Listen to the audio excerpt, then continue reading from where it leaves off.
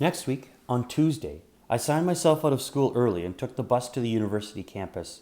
I was worried I'd run into Dad or even Mom, so I kept out as I made my way across to the teeny auditorium. Peter was waiting for me in the lobby and we went in to get seats. It was a pretty upsetting talk. The guy's name was William Eckler, and he showed some slides of all sorts of tests being done on animals. Mostly they were small animals like mice and rats and rabbits. He was very calm and matter of fact. He said a lot of the time the tests were for things like makeup and not medicines that might cure people. But even if they were, he said, should we be torturing animals so we can heal humans? Is that fair?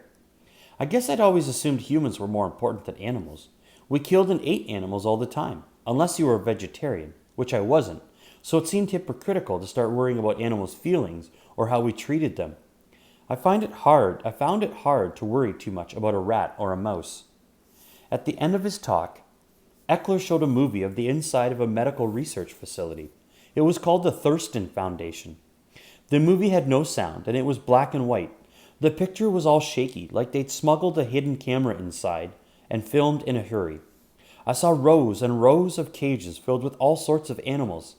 The camera got in really close to one of the cages, and inside was a chimpanzee. He was little, maybe 3 months old, and much skinnier than Zan was at that age. It looked like some of his hair had fallen out. He was rocking back and forth really fast, his huge eyes blank. I felt my stomach start churning and was glad when the film ended. Scientists like experimenting on chimps, said Eckler. They're the closest species to us on the planet, so they think if a drug works on them, it'll work on us. That little cage you saw is called an isolette. It's so small the animal can hardly turn around, and it's kept in strict isolation. The animals have usually been injected with some kind of virus, so scientists can test a new drug or vaccine. They might not develop any symptoms, or they might get really sick. Sometimes they die. Now, that little chimp you saw, you lock up a living creature, especially as one as smart as a chimp, and it suffers not just physically, but psychologically. It was hugging and rocking itself for some kind of stimulation. Chimps are very social. They need company. I'd read that too, something like, one chimp is no chimp. There were some pamphlets you could take at the end, and I shoved some in my knapsack. Peter walked with me to the bus stop. I kept thinking of the little face behind the bars of the cage. Zan has a way better life than that, I said. He sure does, Peter agreed. It was strange, but the talk actually made me feel better about Zan. We were worried about strapping him into a chair, but in the lab they were locking them in boxes and poking them with needles and giving them diseases. That lab they showed, I said, was that the kind of place Zan was born? Zan shook his head. Borroway's not a biomedical facility, he said. They're Air Force. They don't do medical tests. Not exactly. Just stuff to see how chimps will react in certain conditions. Like that rocket sled test you told me about. Right. So maybe it's not so different. It was a good thing that we rescued him then, I said. Peter shrugged. Well, he was taken from his own mother when he was 8 days old. I know that, I said. But if he'd stayed at the base, he might have ended up dead in some experiment. Yep. So we rescued him, really, I said. He's still a prisoner, though, Peter said. Zan's just lucky his prison guards are nice. I'm not one of his prison guards, I said, annoyed. He's more like my brother. Peter just looked at me.